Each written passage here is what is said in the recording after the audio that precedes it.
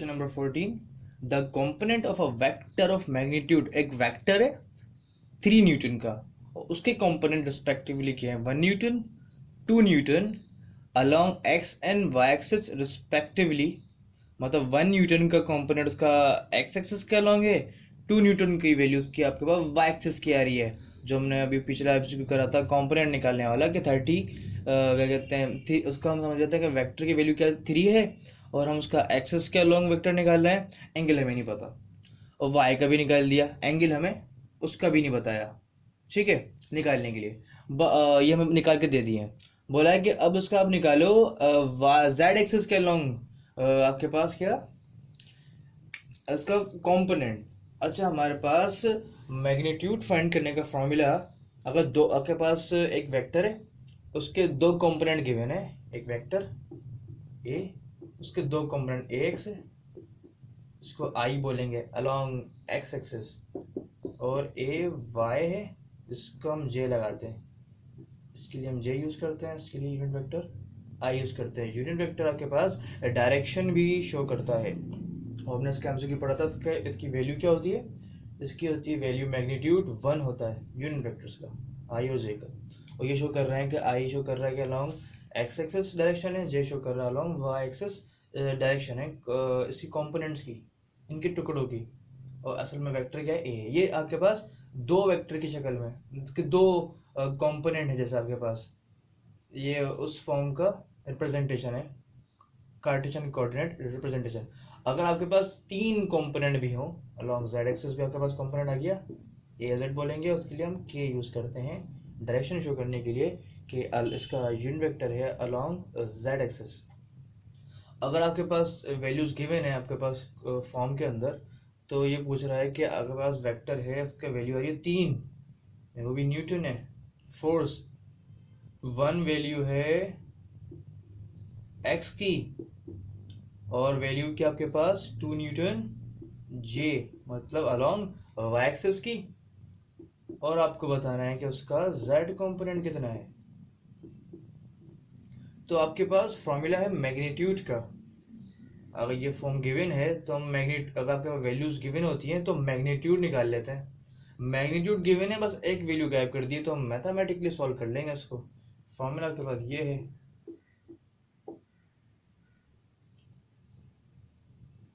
Radical के अंदर इन सारे कंपोनेंट का स्क्वायर कर लो बस और ऐड कर दो, इसका भी स्क्वायर ऐड करो, इस वाले का भी स्क्वायर ऐड करो, इस वाले का भी स्क्वायर ऐड करो, रेडिकल में ले लो, रेडिकल ले लीजिए इनका। अच्छा, अब हमें वैल्यूज इसकी गिवन है, इसकी 3 गिवन है, इसकी ये 1 स्क्वायर, इसकी ये 2 स्क्वायर, इसकी निकालनी है हमें, निकाल लेंगे। अच्छा, स्क्वायरिंग बहुत साइड करेंगे तो हमारा रेडिकल कट जाएगा, यहाँ स्क्वायर आ जाएगा, यहाँ वैल्यू जाएगी 9, 1 का स्क्वायर और वहाँ यहाँ ये लेफ्ट साइड पे आ गया तो इसकी वैल्यू भी 1 है। 2 का स्क्वायर 4 होता है, वो लेफ्ट साइड पे आ गया तो 4 लिख दी मैंने उस साइड पे माइनस करके, और ये यहाँ पे रह गया। सही, तो उसको हम सॉल्व करेंगे तो 9 में से 5 गया क्योंकि ये 5 है पूरा, तो 4 होता है, और इसका हम रेडिकल लेंगे, रेडिकल लेंगे दोनों तरफ, तो आपके पास ए जेड की वैल्यू मतलब जेड कंपोनेंट की वैल्यू आपके पास 2 न्यूटन आ रही है। तो x की वैल्यू 1, y की वैल्यू 2, z की भी वैल्यू उसकी क्या आ रही है 2 न्यूटन। तो जब इसका फिर ऐसा मैग्नीट्यूड निकाला जाएगा तो 3 उस वेक्टर प्योर वेक्टर का मैग्नीट्यूड आएगा। इसका आंसर बनता है सी। क्वेश्चन नंबर 15 है, the minimum number of unequal forces whose vector sum can be 0। अच्छा, हमें बताएं कि तादाद फोर्सेस की जिनको हम सम करें और 0 आए, तो तादाद फोर्सेस, अच्छा फोर्सेस लिखा गया है, यहाँ जनरलाइज करने के लिए हम वेक्टर लिख सकते हैं, वही वेक्टर बिल्कुल सही बात है, बस उन्होंने फोर्सेस लिख दिया क्योंकि फोर्सेस आपके पास भी वेक्टर होती हैं, तो बस फोर्सेस लिख दिया गया है। अगर ये वेक्टर के सेंस में सवाल आ जाए, जब भी बात सही है, जब भी हम इसको इसी तरह सॉल्व करेंगे और कोई भी वेक्टर की वैल्यू, जैसे कि फोर्स आपके पास वेक्टर है तो उन्होंने फोर्स इस्तेमाल कर लिया, आप एक्सेलरेशन वेलोसिटी कुछ भी यूज कर सकते हो। इस एमसीक्यू को समझने के लिए अगर पेपर में आ जाए इस तरह चेंज हो गया तो हम उससे क्या कहते हैं इसी तरह सॉल्व करना है उसको भी। तो अब हमें बताना है कि तादाद बतानी है कम से कम आपके पास वेक्टर्स की तादाद तो कितनी भी हो सकती है, जिनको हम सम करें आंसर 0 आ जाए। लेट्स सपोज आपके पास एक वेक्टर ले लेते हैं इस डायरेक्शन के अंदर। मैं नुमेरिक, ये बहुत अच्छा एमसीक्यू है टेक्निकली, और नुमेरिकली इसको भी हम डील नहीं कर रहे, इसको हम ग्राफिकली कर लेते हैं। और एक इस तरफ है, थ्योरी आपने यकीनन पढ़ी होगी कि ये आपके पास एंटी पैरेलल वेक्टर्स हो गए अपोजिट डायरेक्शन के अंदर। हम सपोज करते हैं बिल्कुल सेम वैल्यू इसकी, ए, उसका नाम नेगेटिव ए रख देता हूँ। अब ए शो कर रहा है कि इसकी जो भी वैल्यू होगी वो सेम होगी, 5 न्यूटन ले लो, 6 न्यूटन ले लो, बस सेम होनी है। वो नेगेटिव साइन यार शो कर रहा है कि ये इसके अपोजिट डायरेक्शन के अंदर है। अगर मैं इसको सॉल्व करने चाहूँगा, न्यूमेरिकली भी सॉल्व करने चाहूँगा, तो आपके पास आंसर 0 आना है। अगर न्यूमेरिकली सॉल्व कर लें, मैं समझा देता हूँ चलो आपको। इसको टेल से टेल अगर मैं इसको पैरेलल मूव कराऊँ, जोड़ दूँ, यहाँ लेके आ जाऊँ, और इनका एंगल क्या बनेगा 180। और जो आपके पास ए स्क्वायर बी स्क्वायर और क्या कहते हैं plus 2ab cos theta formula है, वैल्यू पुट करते हैं। हम सपोज कर रहे हैं सेम वैल्यू, इनकी सेम वैल्यू ले लेते हैं, 1 ले लेते हैं, आसान ही हमारे लिए सॉल्व करना। इसकी भी 1 ले लेते हैं, तो 1 का स्क्वायर 2 यहाँ 1 और cos 180। भाई तो cos 180 तो आपके पास 0 होता है, तो ये पूरा ऐसा 0 हो जाएगा।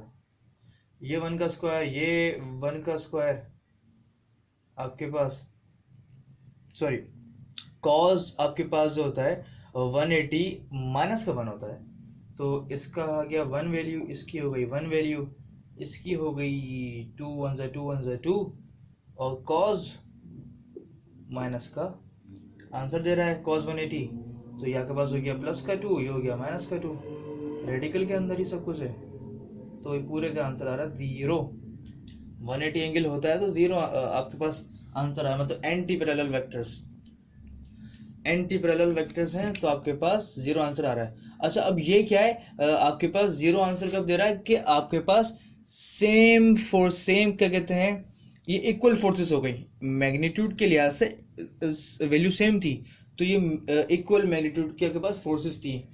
तो अगर ये हमसे क्या होता है कि आप कम से कम तादाद बताएं फोर्सेस की, वेक्टर की, या कोई भी आपका वेक्टर क्वांटिटी, और उनको हम सम करें तो आंसर 0 आना चाहिए, और आपके पास फोर्सेस की उनकी मैग्नीट्यूड की वैल्यू सेम हो सकती है, तो उसका आंसर होता है 2। हमारे पास 2 वेक्टर थे, हमने सॉल्व किया, उसका आंसर क्या है 0। ये पूछ रहा है अनइक्वल की बतानी है, मैग्नीट्यूड उनका अनइक्वल होना चाहिए। ओके, तो उनकी कम से कम तादाद होगी 3 होगी, अनइक्वल की कंडीशन के अंदर आपके पास 3 होगी। मैं समझा देता हूँ ऐसे कि एक वेक्टर आप यहाँ ले लें और उसकी वैल्यू हम सपोज कर लेते हैं 4 इस डायरेक्शन में, एक वैल्यू यहाँ ले लेते हैं वेक्टर की, और बिल्कुल एक यहाँ ले लेते हैं। इसकी होगी सपोज कर लेते हैं 3, इसकी होगी 1।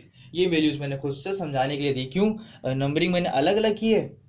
1 4 3 ये शो कर रहा है कि अनइक्वल वेक्टर्स हैं, अनइक्वल फोर्सेज हैं ये आपस में, मैग्नीट्यूड के लिहाज से और डायरेक्शन के लिहाज से ये दोनों सेम डायरेक्शन में ही अलग हो गया। और इनको अगर हम सॉल्व करने जाएंगे तो आंसर ये 0 देंगे। तो minimum number of unequal forces magnitude के लिहाज से, और उनको सम किया जाए और 0 आंसर दें, वो आपके पास 3 है। ज्यादा तो कोई भी हो सकता है, हम ऐसे कर लेते हैं इसको, यहाँ 2 यहाँ 3 और यहाँ पे ऐसे 1 ले लेता हूँ, यहाँ पे ले लेता हूँ इस डायरेक्शन में 4। देखो आपके पास ये भी आपके पास अनइक्वल फोर्सेस है मैग्नीट्यूड के लिहाज से, ये आपके पास क्या देंगे आंसर 0 देंगे। वो 2 2 ये पैरेलल फोर्सेस है बिल्कुल, तो इनका आंसर इस डायरेक्शन में 5 होना है, ये आपस में सेम डायरेक्शन में, तो इसका आंसर इस डायरेक्शन के अंदर 5 में होना है। ये आपस में कट कर देंगे दूसरे को, ये हमने पिछले एमसीक्यू से पढ़ा था कि पैरेलल फोर्सेस हो डायरेक्ट ऐड कर लो, ये आपस में पैरेलल है तो सेम डायरेक्शन के अंदर है, तो इनको आपस में ऐड कर लो, आंसर रिजल्टेंट की डायरेक्शन भी फिर उसी डायरेक्शन में आनी है। फिर हमने अभी ऐसे पढ़ा, सेम अगर आपके पास एंटी पैरेलल वेक्टर्स हो और सेम मैग्नीट्यूड हो तो हम डायरेक्ट कट कर सकते हैं, 0 आंसर अभी भी दे रहा है। तो अब ये भी आपके पास 0 आंसर दे रहा है, लेकिन क्या है, मिनिमम बताना है कम से कम क्या तादाद हो सकती है, वो 3 की है। और अगर बोलता है कि इक्वल फोर्सेस हैं, इक्वल वेक्टर्स हैं, तो कम से कम तादाद क्या होती है, 2 होती है। इस वाले एमसीक्यूज का आंसर तो 3 है तादाद। ए इसका आंसर है। आपको कोई भी डाउट हो, कोई भी क्वेरी हो, आप हमारे फेसबुक पेज सस्ती स्टडी पे हमसे अपना क्वेश्चन पूछ सकते हैं।